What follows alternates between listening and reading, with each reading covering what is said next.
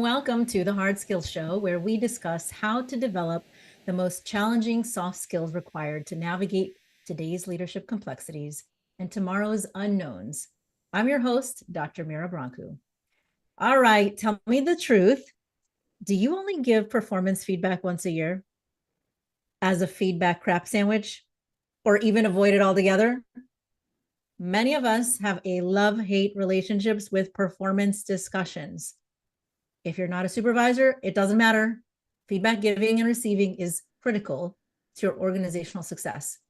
And today, we'll be talking with Dr. Sarah Porter on how to toss that gross feedback sandwich away and shift the method, frequency, and framing of your feedback to transform workplace relationships and elevate performance.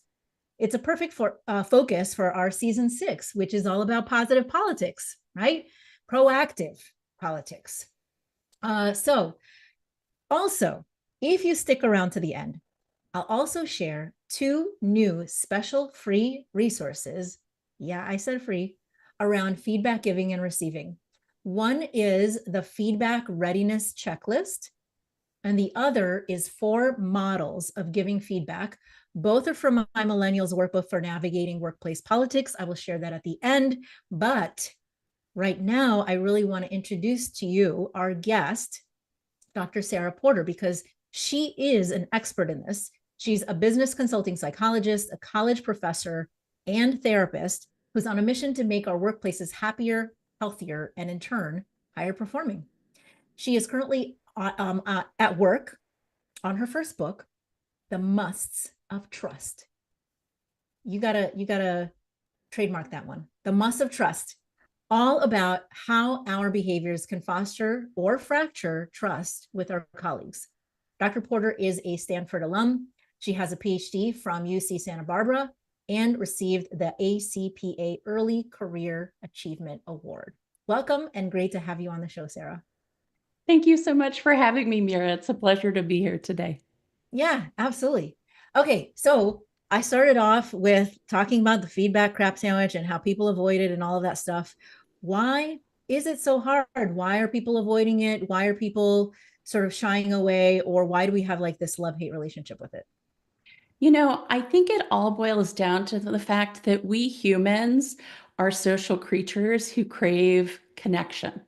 And so what happens is, with the rare exception, we try to avoid conflict in order to preserve our relationships. And in our minds, we start to conflate feedback with conflict, which often comes from being on the receiving end of some ham-handed critiques that felt like a threat to our sense of self, that created friction or disconnection in that relationship, whether it's a work relationship or a home one. And so we tend to avoid these sorts of conversations. And even those where we're given praise, we don't always walk out of them feeling particularly seen, because maybe they are emphasizing something that you don't see as your biggest strength. And you're thinking, I feel like they missed the mark. They don't really know who I am, which makes me think of the time that I was told that my number one best strength was that I was perky, which I didn't love. That didn't feel like they fully saw me. And so I realized, we find this challenging, but my hope is that we can reframe feedback as an act of service toward one another. I think of it really, if it's done well, as an act of caring, which is something we're in desperate need of. I was just reading a statistic that over 60% of us don't feel cared for in our workplace by our colleagues or our bosses. And so we really need this. And ultimately, I think feedback can become a two-way conversation that actually deepens our connections. And you mentioned some people are like, I don't need to think about feedback because I'm not in a formal evaluative role. I would argue that feedback should be frequent and the purview of every single one of us, regardless of our role or our title. If we can create that sort of robust culture of feedback, we're not going to avoid it so much, and we're actually going to create a lot more trust with one another. Yeah, if you were to imagine what one thing you want people to leave this conversation with, my guess would be to reframe feedback like you said, as an act of service or of caring. But I'm taking a swing here. What do you want people to leave with? What is your hope? I mean, that really is it. It's an act of service, an act of caring, and it's one that every single one of us in the workplace has a responsibility to do. So we're not just in the receiving posture, we're also in the giving posture, whether that's peer to peer, whether that is downward to our reports, or whether that's upward to our managers. It really is our responsibility to model what we want to receive. Yeah. And, first of all, one of the things that I appreciate is that you included an example of positive feedback also being problematic. So, like, Yes. it's not just about negative critiques and that going wrong. Yeah. Any kind of feedback, including positive feedback, can also go wrong. And what I'm pulling from what you're already saying is that it's about when you actually give feedback from a place of caring, you're actually paying attention. Yes. Yeah. you know like, Right. what do people need to be successful, instead of let me find a way to explain how this person failed. Exactly. Or let me just move through this and kind of slog through it. This annual drudgery of we've got to do an eval. Maybe didn't sit down and do the homework to prepare for it. Maybe didn't consider what this person's career goals are. Maybe didn't kind of collect examples to pull from. So I think there's a lot of reasons why it can feel like drudgery, but it doesn't have to if you really look at it as a way to show empathy and caring toward one another. Yeah. And that Now includes take giving tough feedback. Yeah, and now taking that a step further, um, you're starting to sort of connect it to a place of caring. And I know you also see this as a workplace well-being mechanism. So I'm super curious to hear how you connect feedback giving with workplace well-being. There's a couple of things. I would say that the two are really inextricably linked. There is a lot of research to back up the gut instinct I had when I started talking about this with my clients, whether in therapy or organizations whom I'm helping. And what I've come to know is that feedback is directly connected with the level of trust within an organization, the level of employee engagement. We see its impact on team cohesion and creativity. And so, what I always start with when I think about this, because it often gets people's ears perked up, is you probably know this, Mira. I'm sure many of your listeners know this. Employee engagement has been pretty abysmal and holding steady at around a 32. In fact, the newest research I saw today was a 31% engagement level across industry, across our Wow. country. And what we know is one way to move that engagement needle up is with really frequent, well delivered feedback. There's actually a study done a few years ago that I think is so compelling. 69% of employees whose managers sit down with them to collaborate on goals and then regularly check in with them about how they're progressing, how their performance is, what they're seeing, they are engaged. And that number plummets to only 8% amongst the folks who aren't getting that regular feedback from their manager. So I think this speaks to engagement, which is all about being kind of excited and willing to show up each day, which is certainly a wellness indicator. I also see this come up with teams.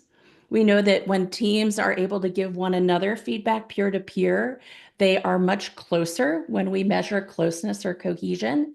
They're more creative and they're more innovative. And when we can bring creativity into our work, our well being, our motivation, all of that soars. So I really see these as in lockstep with one another. And all of this has that underlying piece of when we're able to give and receive feedback, it's an indicator of trust. And it's also a deepener of trust, which again, trust is a major kind of propellant for well being in the workplace. Yeah, I'm starting to wonder as I'm talking with you if some of this is like helping people shift from where we started in the work world when we hit the Industrial Revolution, right? Like, when you hit the Industrial Revolution, it's all about assembly belt, efficiency, productivity. And so, therefore, the feedback is all about, are you fast enough? Are you quick enough? Are you missing something? Or did you make a mistake that caused the assembly line to stop? Stop the line, those kinds of things. And not just hyper focuses in on what you did wrong. And these days, we're hearing more and more from the newer generations, starting with, I would say, partly millennials, and then also definitely Gen Z, that what they're looking for in a workplace is no longer just like a place to work, and you sit there loyal for 20 years. It's a place to grow. It's a place to find a mentor who can grow and develop you. And they're looking for the mentorship. They're looking for meaning. They're looking for purpose. And I feel like, um, if they're looking for that, then it's ripe for good, healthy feedback to develop people. Am I wrong in this? Like, as I'm thinking about this. You are spot on, Mira. It's like we're mind melding right now. It's funny, as you talked about the Industrial Revolution, I think about being a cog in the wheel, right? Yeah, Almost right. literally. Mhm. And we don't like to feel like cogs. And certainly younger generations coming up in the workplace do not want to feel like cogs. We want to be recognized for our unique contributions, even if they're not perfect. Like it's okay to tell somebody, hey, we could really work on X, Y, or Z. So it doesn't have to all be sunshine and roses, but we need to convey that we care about you, we care about your career growth, we care about your career development, and we care about who you are as a person, right? We deeply value connection. As you said, we deeply value meaning and purpose in our work. And if we're not giving feedback, it's hard for people to anchor into that. Yeah.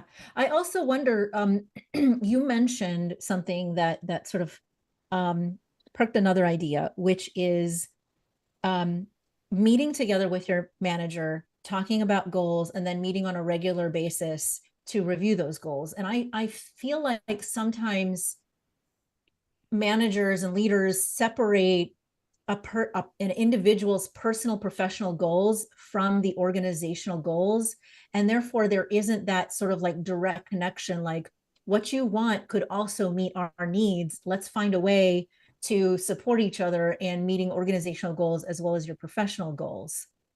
I'm wondering what your thoughts are on that. It doesn't have to be an or, it can absolutely be an and. And I think the and is where the power is, right? If you can basically make a case for how your individual goals connect to our team goals, to the organizational goals, that's going to keep people retained, right? When we're losing people who are leaving by attrition, that's going to keep folks locked in. That's going to help folks feel like they are contributing to something greater than themselves while also attending to their own needs. And that really is kind of the secret sauce of well done feedback, is that you make those connections with folks. Yeah, absolutely.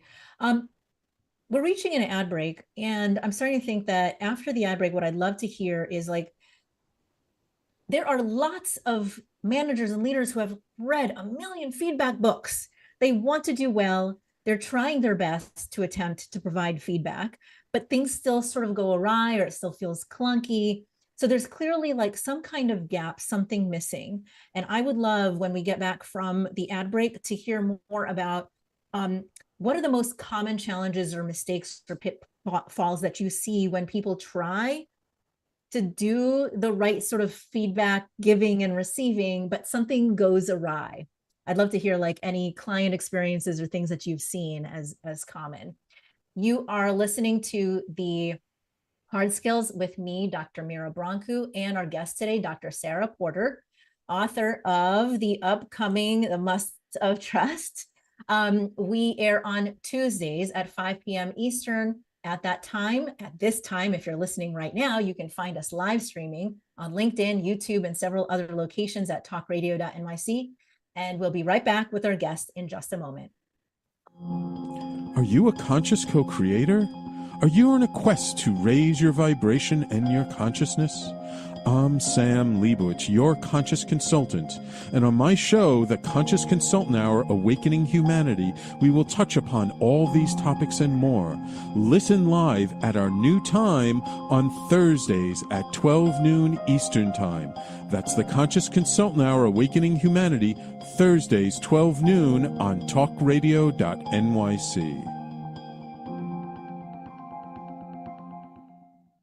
Are you a high-achieving, growth-oriented leader? Are you interested in developing your authentic leadership while creating a healthy, inclusive workplace? Hi, I'm Dr. Mira Broncu, host of The Hard Skills on talkradio.nyc at 5 p.m. Eastern on Tuesdays, where we discuss how leaders develop the hard skills needed to make a greater impact. We interview experts, have live coaching, and tackle these challenges. Listen to The Hard Skills on Tuesday at 5 p.m. Eastern on talkradio.nyc. You're listening to Talk Radio NYC. Uplift, educate, empower.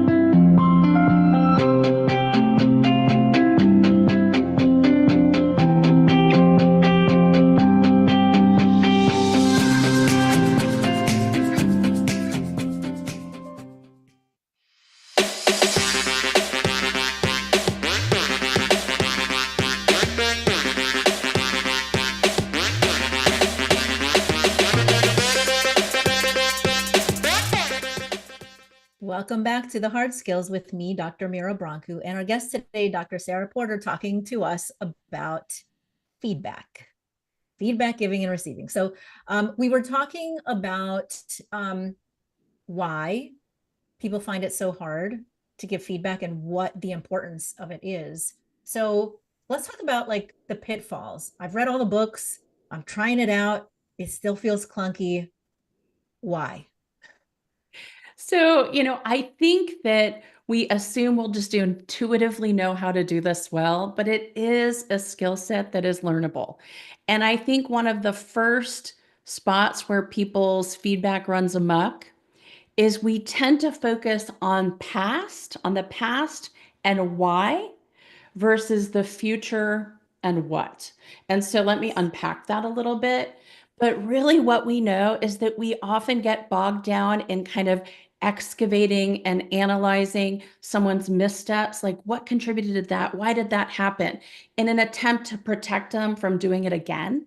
But I'll tell you, science doesn't back that up. It turns out that spending that time trying to sort out why something happened in the past doesn't affect future change. It's not especially motivating.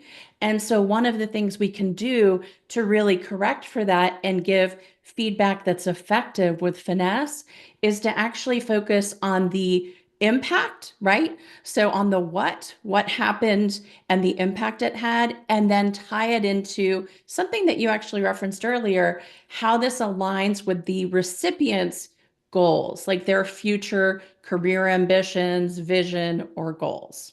So I think about this as like, rather than saying, let's dig into what went wrong so we don't have this happen again, we instead say, I want to share some thoughts with you about what I've seen happen recently and the impact that had on our work stream.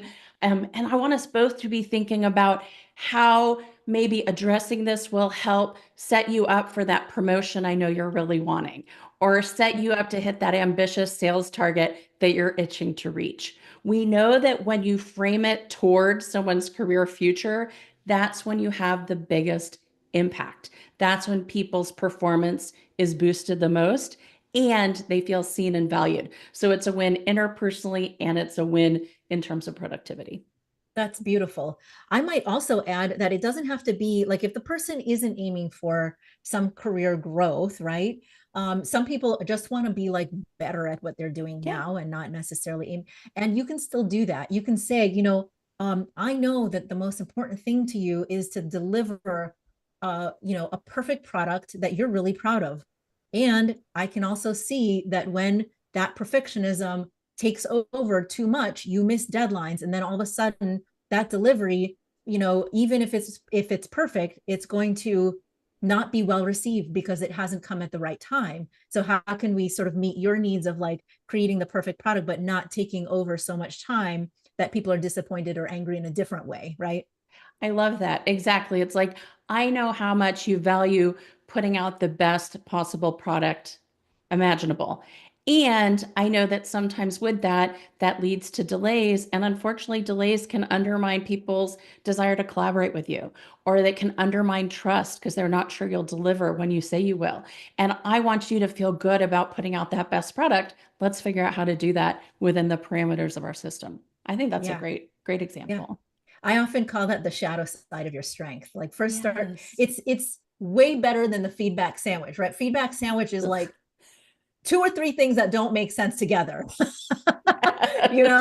And the sort of the shadow side of your strength is like, oh yeah, if I overdo that thing, then it backfires on me. It's still the Yes, same thing. absolutely. Absolutely. Right. I love And I that. like yours is also like future focused, right? You Yes. can't fix the past, it's done. It's And I really appreciate how you I had never thought about how um even though we learn like the past behavior predicts the future behavior, right? um we um don't really realize that just like addressing somebody's past behavior is going to magically help them know what to do in the future, right? That's exactly right.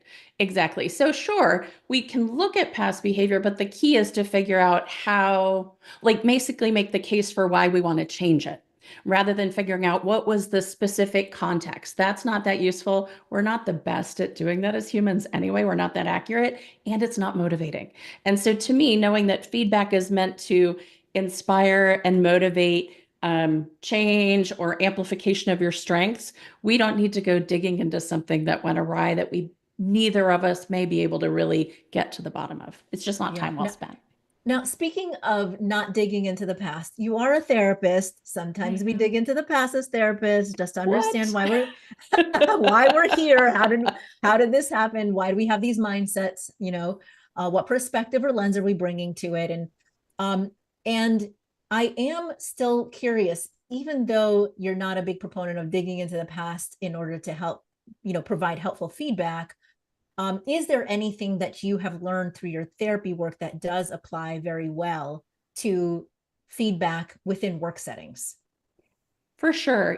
So I would say if anyone's ever been to couples counseling, some of my tips might sound familiar because it turns out that the same things that get our hackles up in romantic relationships make us defensive in professional ones. And Wait, so what? I know, I Wait, hold know. on. Wait, hold on.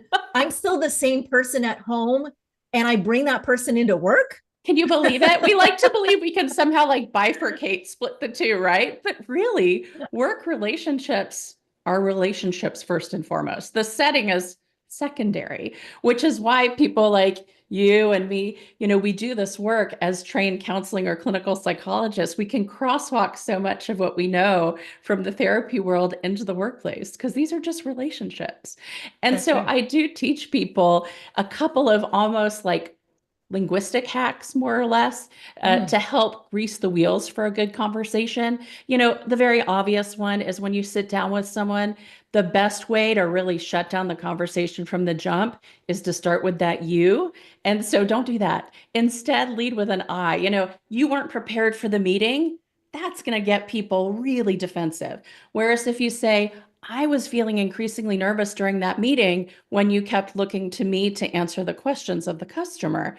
That allows you to lead with the impact, right? The what? mm. And it allows them not to feel kind of like painted with too broad a brush. And then I also talk to people about the use of the words always and never. I don't want to see those in a written or oral evaluation or feedback conversation because what they do is they're a little bit too extreme and it makes people feel backed into a corner. And when we're backed into a corner, we just want to flee, we just want to get away. Or the conversation gets derailed and we start talking about, well, I'm not always tardy. I was on time 3 weeks ago, Thursday, right? And you end up having this conversation about exceptions, missing the key point. And so I like to replace those with words like often in place of always, rarely in place of never. And then one that I think comes up a lot, and I've even heard it, I believe, in some of your previous episodes, is I like to say I want to banish the but. So people use but when really a better option would be and. And I always like to think about an example of something like, I really appreciate your contributions to our team, but I need you to pick up the pace. What that but does is it negates everything that came before it. It wipes out that praise. Whereas if you say, I really appreciate your contributions to the team, and I'd like to see you pick up the pace, it allows you to have two things happening at the same time. Two things can be true. And so I think using some of that language will allow people to hear, to kind of pick up what you're putting down, so to speak. And these are all communication strategies taken from dialectical behavior therapy, from some CBT, and from just some general communication skills that we teach in therapy. I love that. And I am wondering if your technique of the meet and three has anything to do with this and stuff. So, it does. And what's interesting about it, so people talk about the feedback sandwich. Whenever I'm training folks or talking to folks about feedback, they're like, yeah, the sandwich. I give a piece of praise, I give a critique, and then I close with a piece of praise.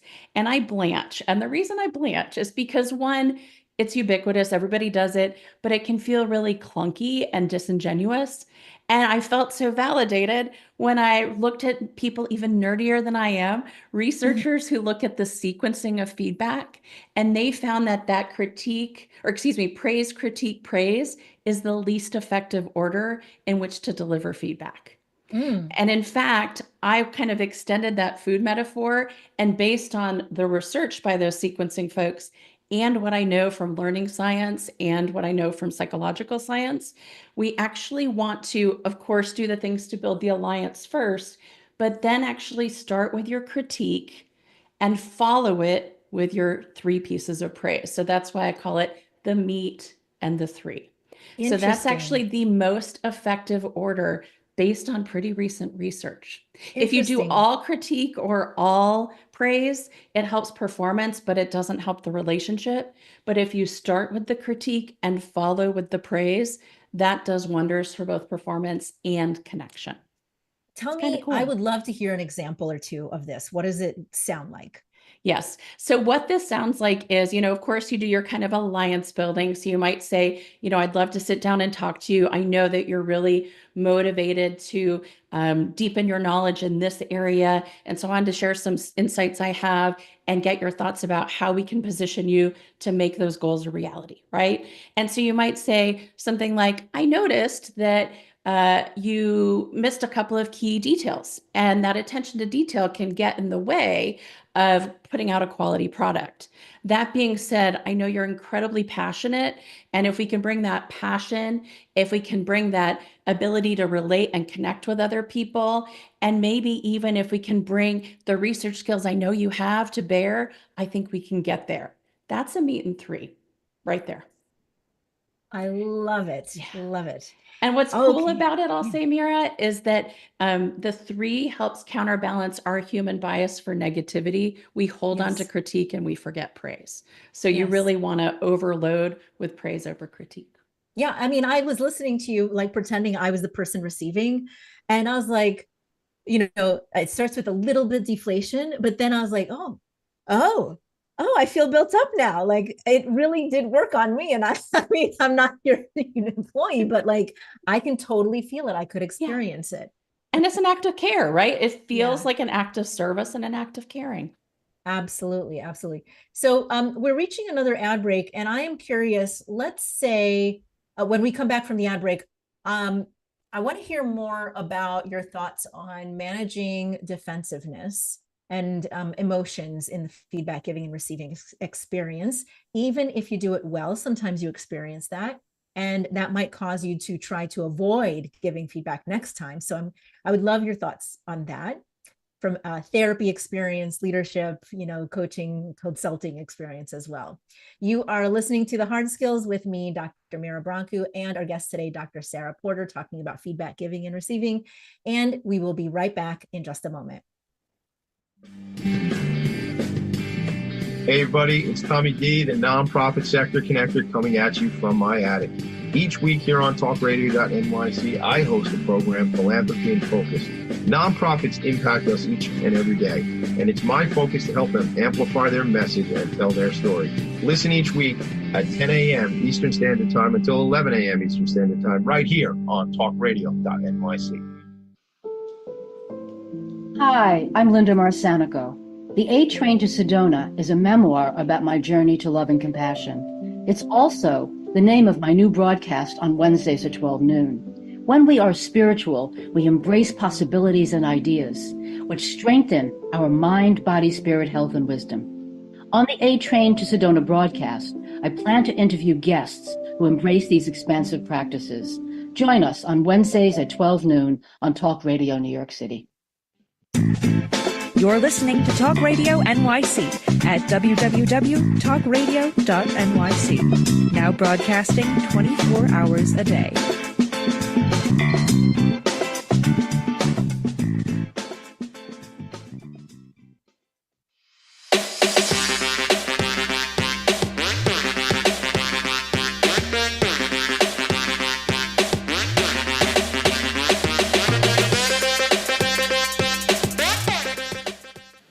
Welcome back to The Hard Skills with me, Dr. Mira Brancu, and our guest today, Dr. Sarah Porter, talking about feedback, especially feedback giving. So let's say I've been trying to get better and practice giving feedback, and I feel like I've done a pretty good job as a leader, but I have an employee who gets kind of defensive.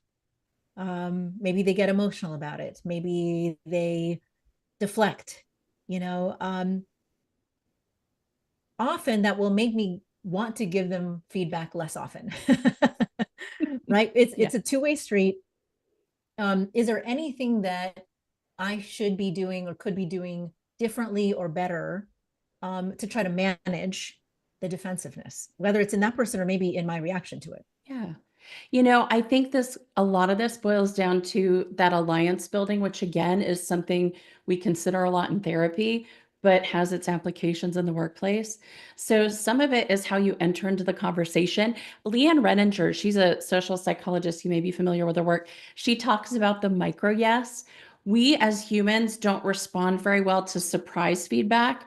And so a way to get around that, knowing that I'm a big fan of not just formal, but informal feedback, is to ask for the micro yes, which sounds like this. Do you have a moment for me to give you my thoughts on this morning's meeting? People are going to say yes to that, but what it does is it actually primes their brain to listen and lowers defensiveness. So from the jump, you're already a step ahead. And then I think as you're giving feedback, it can be really helpful to maybe even before starting, say, I want to share my thoughts with you. And I'd love to get your thoughts about how I'm doing with X, Y, or Z, making it an exchange so people don't feel pig piled on, right? And that also lowers defensiveness. And then probably one of my favorite tricks, which is not my own, David Yeager, he's a professor at the University of Texas, coined this term wise feedback. And this is where when you are giving feedback to someone, you want to see them really do better than how they've been doing. You go into it and you say something like this. I know that I have really high expectations, or I know that I count on you to perform at a really high level, or I have high standards. So you acknowledge that. It's kind of a 1-2 punch of inspiration. And then you follow it with, and I have full belief in your ability to reach or surpass my expectations. When you provide that pairing, what that does is it actually not only boosts performance by 40%, believe it or not, which is unheard of in social science research, but it also deepens trust between you and the recipient. And so that's a great way, again, to stop some of that defensiveness before it takes hold. Yeah, those are fantastic examples and recommendations. I have now another different kind of scenario. What about people who are great at receiving feedback? Yes, that's great. Yes, definitely. You're right. I really need to improve in that, but they never improve. And, as a manager, of that person, you're likely to be like, what's the point of continuing to give the feedback? Because this person clearly can't or won't or whatever. Yeah. What would you say in those situations? I'm tired of banging the same drum. It's not going well, right? Yeah, I think it's a valid concern. I think a couple of things come to mind. One, I'd want to make sure that you're not falling prey to something that we psychologists call the illusion of transparency. We often think that we are being clearer in our communication of feedback than we are. And so sometimes this is really just getting more concrete in the feedback you give. And so a great way to do that is to look out for what some people call blur words. I call them fuzzy words. These are words that might mean one thing to me and mean something different to you, Mira, and something different to your listeners.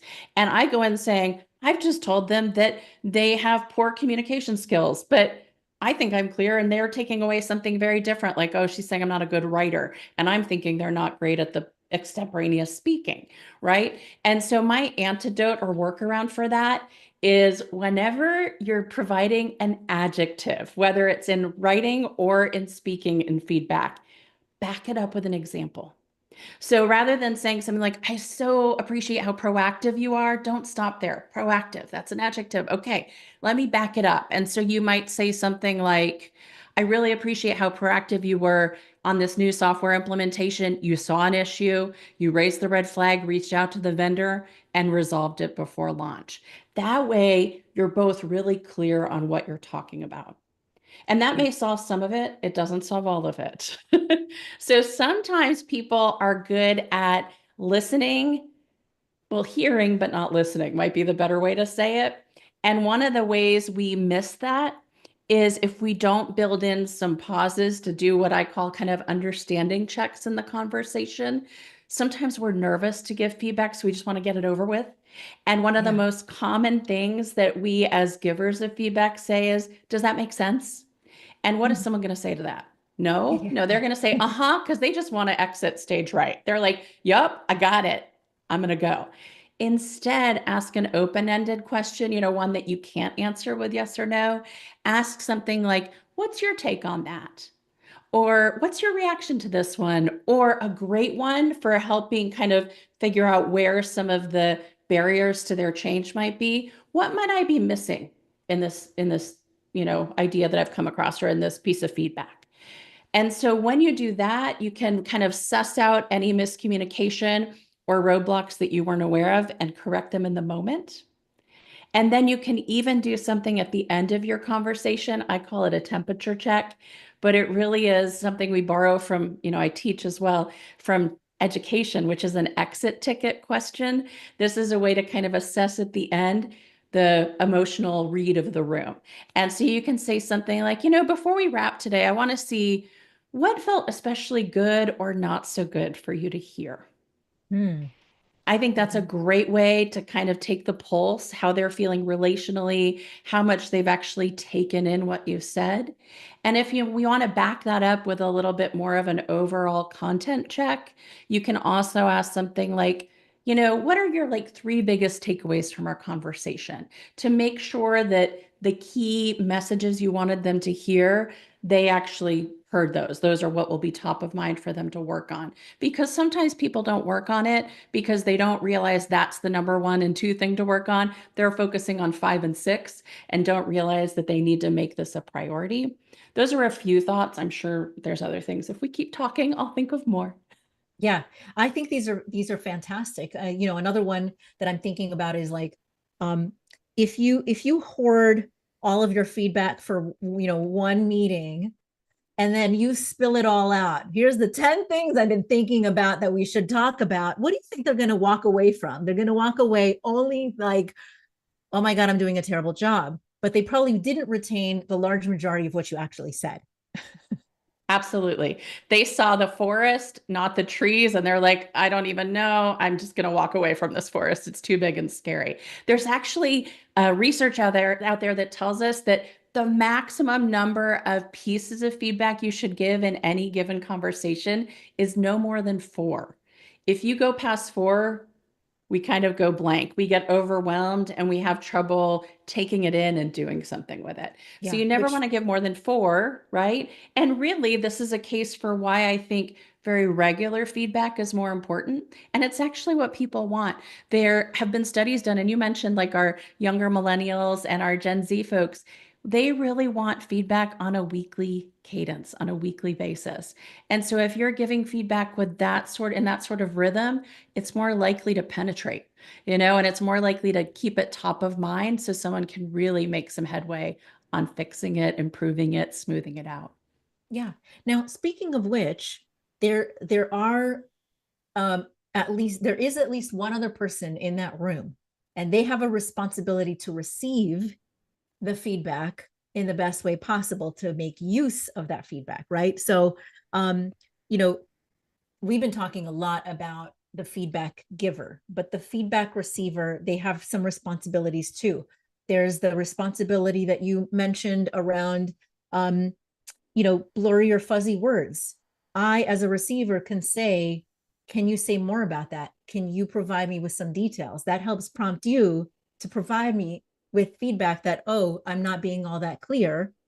All of a sudden now we're giving each other feedback about the feedback, right? But I think that learning how to do the process part of like how we do feedback together is an important part of feedback giving and receiving. How do we do that in a way that helps both of us? Absolutely. I love that. And I would say that most of where feedback goes awry is really on the giver side. And there are things we can do on the receiving end to navigate these conversations with more finesse, right? As you said, prompt someone. Like if we forget to give an example, ask for it. And that's especially true if what someone says to you feels off base and you're like, wait a second, that's not my sense of what's going on. And so ask for those examples. And then you can actually have a kind of question in your back pocket, a version of the micro yes that you offer up as the recipient. If you get something that feels a little to you, you can say, can I share my take on that? And that's a great way to offer up more context, more thoughts, more nuance than maybe the giver recognized initially. So it's a way to advocate for yourself. The other thing you can do that I think is really cool and can feel pretty empowering as the recipient, when otherwise you can feel a little bit like, oh, in the one down position, is make it a habit of asking for feedback. It turns out that when people ask for feedback regularly, what you are doing is you're signaling your commitment to continuous learning, which is something that's generally valued in our workplaces. You're in the driver's seat. And interestingly, people see you as a leader when you do that. It's really cool. Even if you don't, you're not in an official leadership role, but you are aspiring, emerging, anything like that. People see you as more leaderly when you ask for and actually implement the feedback you get. In fact, there was a study done by Zenger and Folkman, who do a lot of work in this area, and they found that people who very regularly ask for and actually do something with the feedback they get a 90% leadership effectiveness rating. And the people who are least likely to do that get a 12% effectiveness rating. So there's a real relationship there between that. And if you want pretty accurate feedback, throw in the word candid or honest. I would love your honest take on how that talk went. Speaking candidly, share with me what you see my biggest strengths and struggles are. When you do that, people are much more forthcoming, so you're going to get better feedback from them. And then there's lots about what to do in terms of how you respond to and digest the feedback that I'm happy to share or we can hold. I do have some a one pager I'm happy to share with your audience that can help them with that too. Awesome. So yeah, I mean, I would say also, if you already know some of your weaknesses and you're working on them, and you open up the conversation, hey, I know that I can be really annoying when blah, blah, blah, or I can get pretty tense when such and such happens. And I've been working on it, but I'm not sure I've gotten there yet. I would love your feedback on that. It makes it so much easier for people then to like not worry about giving you the feedback they were already holding on to, because you just open the door to say, I already know. I just want more feedback and support from you around this. You've made it okay for people to speak about the elephant in the room. It's like, oh, okay, then we can say it too. And often that actually becomes a connector. It actually deepens the connection, almost like, I had a boss who said he was part Vulcan. And once he said that, we could tease him about it. Like, hey, the Vulcan's coming out if he like said something that was a little too direct in moments that needed a little bit of a softer touch. And that became a way for the team to actually come together around someone's, area for development that they're trying to work on and they're not quite there yet. So it's okay. Get out ahead of it. I think that's a great addition. Love it. Love it. We are reaching an ad break. You're listening to The Hard Skills with me, Dr. Mira Brancu, and our guest today, Dr. Sarah Porter. And when we come back, we'll sort of close out our thoughts about feedback giving and receiving, share some resources with you. And I have this sort of additional question around how do people start practicing this? Because it's a lot. So I would love to hear your thoughts on that as well. We'll be right back with our guest in just a moment. Were you an essential worker during the pandemic? If you needed to learn stages of epilepsy, did you depend on advocates? Did you use new innovations to cope with mental and neurological issues? Maintaining high quality of life and keeping good mental health are what we all strive for. I'm Frank R. Harrison, host of Frank About Health, and each week top healthcare influencers, professionals, and innovators answer these questions and more. Stay tuned on Thursdays at 5 p.m. on talkradio.nyc, and I will continue to be frank about health with all of you. Are you a conscious co-creator? Are you on a quest to raise your vibration and your consciousness? I'm Sam Leibowitz, your conscious consultant, and on my show, The Conscious Consultant Hour, Awakening Humanity, we will touch upon all these topics and more. Listen live at our new time on Thursdays at 12 noon Eastern Time. That's The Conscious Consultant Hour, Awakening Humanity, Thursdays 12 noon on talkradio.nyc. You're listening to Talk Radio NYC at www.talkradio.nyc. Now broadcasting 24 hours a day.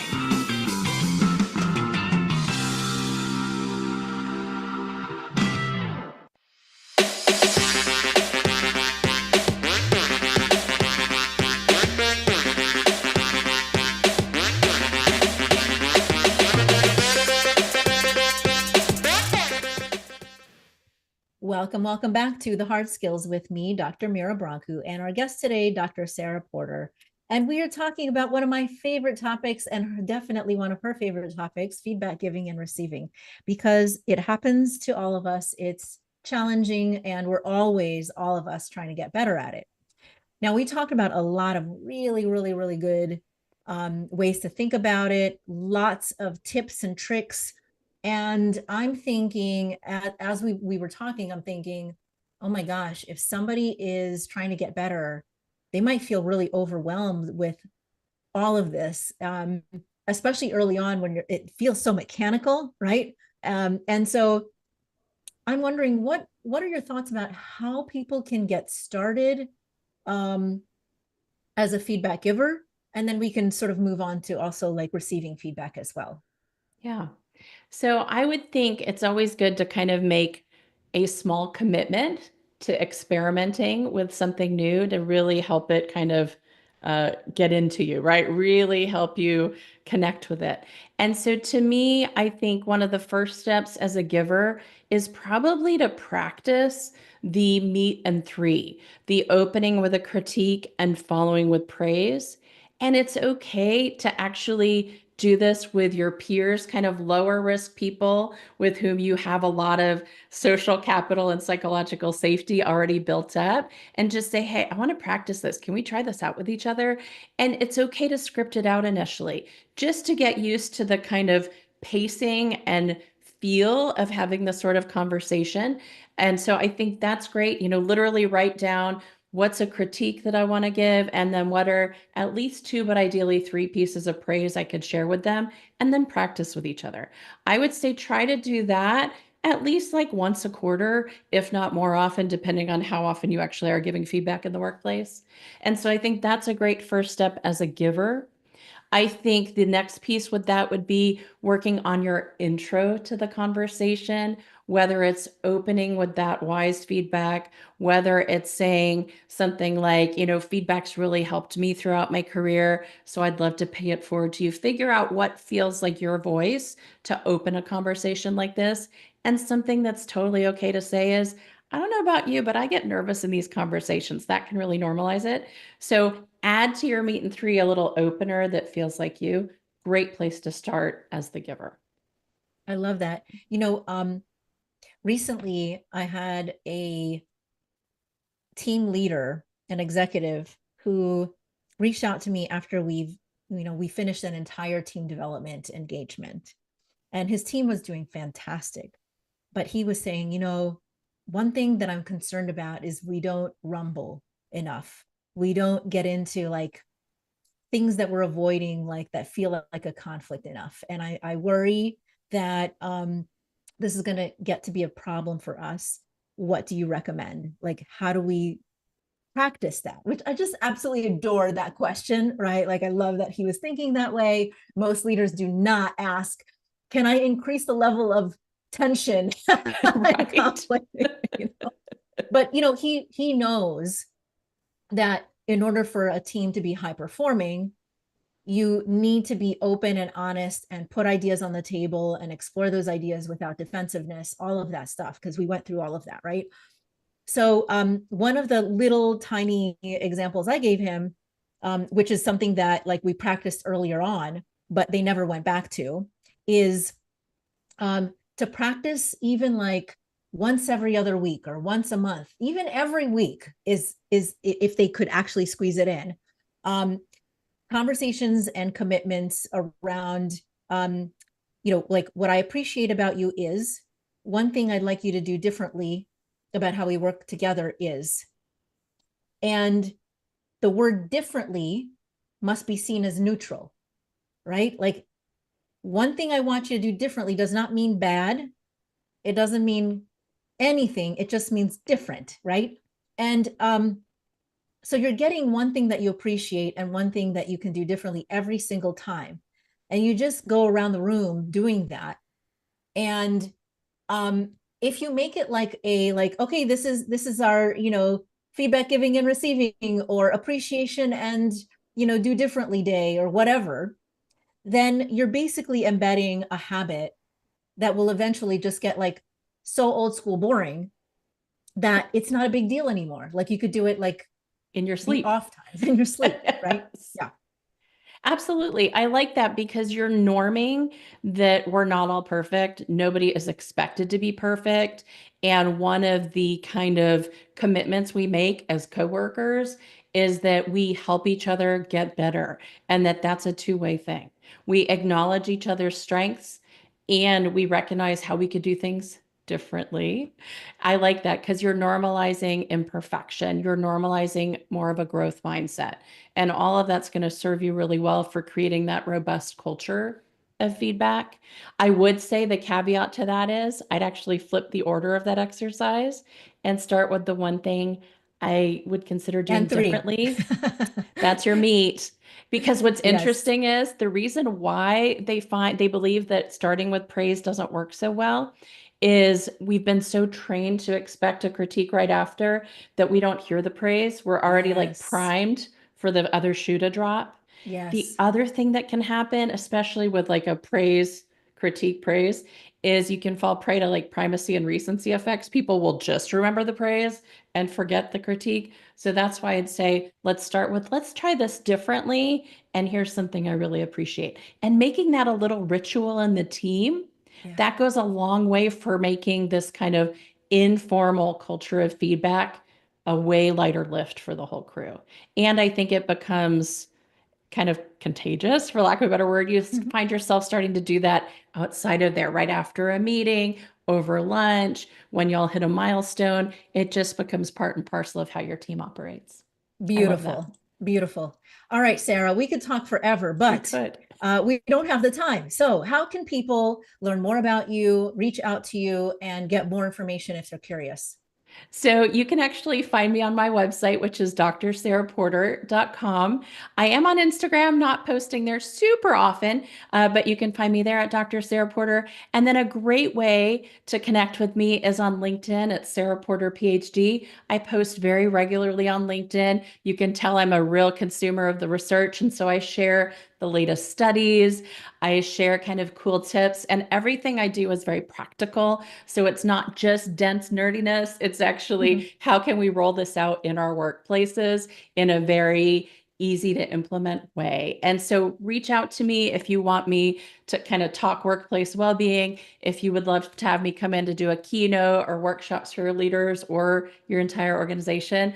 I do this around trust. I do this around all the skills that support trust, things like setting boundaries and saying no, things like giving feedback, things like growing our hope and gratitude as a team. And so reach out to me there. And if you're really interested in the receiving end of feedback, I know Mira offered a couple of examples and we touched on that. I do have a one-pager called How to Handle Feedback Like a Pro. Shoot me a message on LinkedIn or shoot me a message on my website, and I'm happy to share that with you.